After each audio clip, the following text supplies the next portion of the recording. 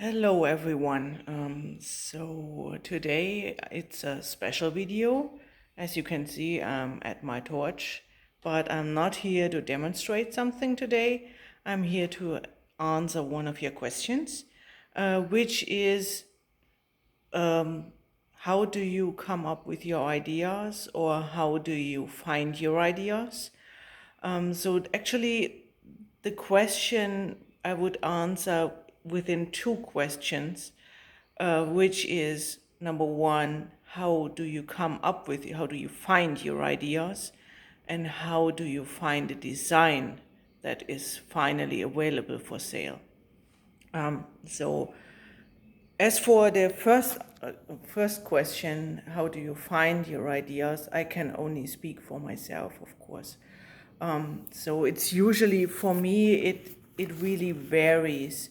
Sometimes you just think about you should do this or that item has been an older design, and you may want to choose something different. You want to change something. You want to find a new version of things.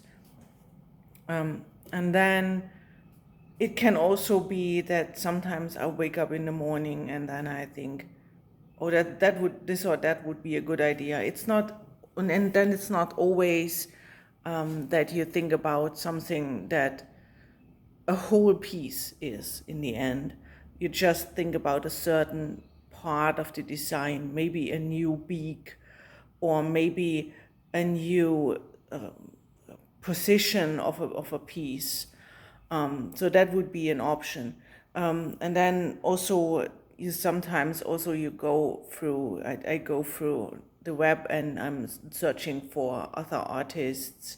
That might be a metal artist, it might be a wood artist, maybe someone working with ceramics.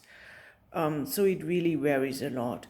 And that might be one of the moments that gives me an idea for something that we want to do.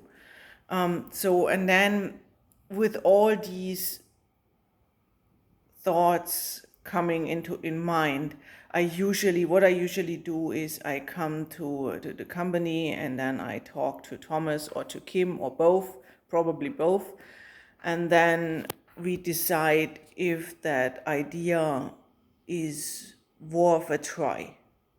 So what we do is usually we look up photos online of a certain piece, and then we decide from there, okay, let's go ahead, let's try this one or that one. And then we give it a try. And then when we just have a look at it and we say, it's okay or it's not okay yet, or usually it takes longer. So it's not, the finished design really is a longer process. It's about finding the perfect position, finding the perfect colors, finding the ideal piece that we could sell in the end. So it goes through several hands and everyone looks over it. And once we all agree that this piece is good, then we offer it for sale. So it takes quite a while. So the finished piece is not really the original idea. Usually it changes in between. And then I can give you an example.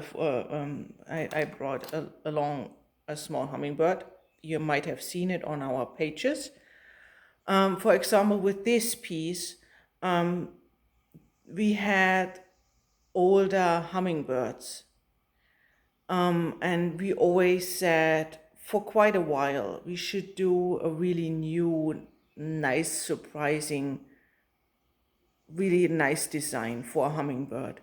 But it just didn't work out. We just said it. So it was on our minds, but we didn't have a clue how we should produce that design that we wanted to have.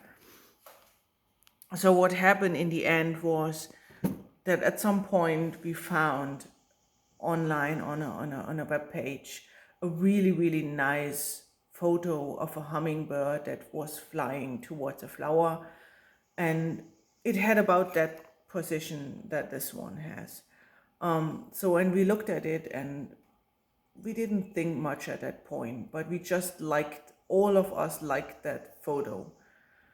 And in the end, we thought, well, why not just give it a try? Why not just use some colors and just give it a moment to see what comes out of it?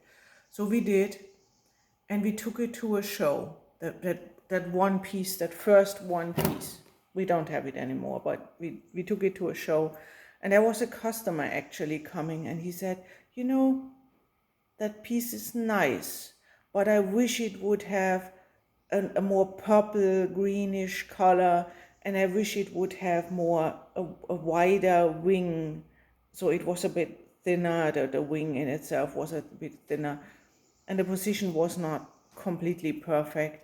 But he said, yeah, I like that piece, but the colors could be different, and the position could be a little bit different. And so we sold that one piece. Then I made another piece, the one in the colors that he wanted, and we sold it.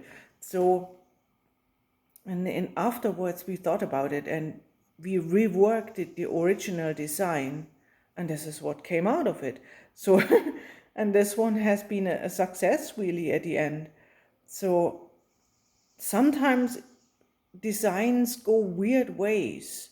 Sometimes it's just us thinking about it, and sometimes it's also involving customers, like with the little hummingbird.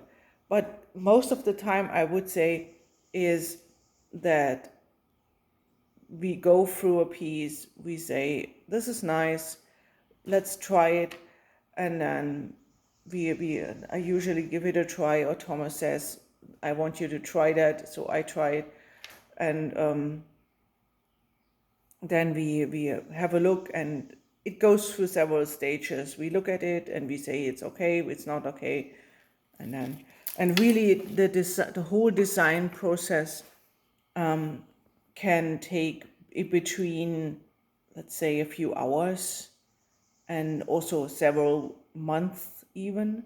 That was, for example, with the big eagle that we have these days. So the eagle design was really a difficulty for me, because usually my pieces have nice faces. They just smile. And yeah, but that eagle, that's kind of, it has that eager face, and it was hard. It was hard for me. We tried so many times, and every time I brought it to Thomas, he was, no. So yeah, that took quite a while. I think it was several months really before I really finally managed an eagle that we all were satisfied with. And that's the importance really. We give it such a long time because we want to have a perfect product to really show our customers.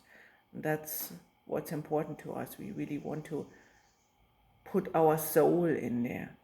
And I think you can see that when you buy one of our pieces.